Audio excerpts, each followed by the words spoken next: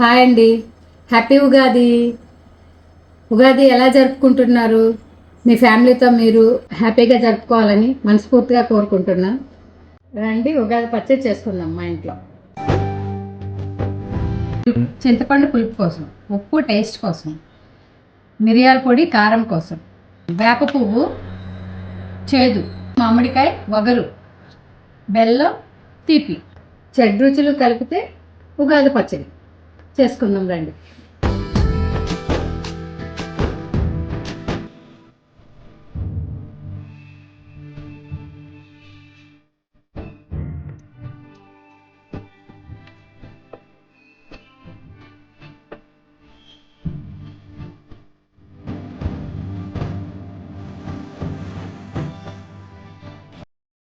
ఉగాది పచ్చడి రెడీ.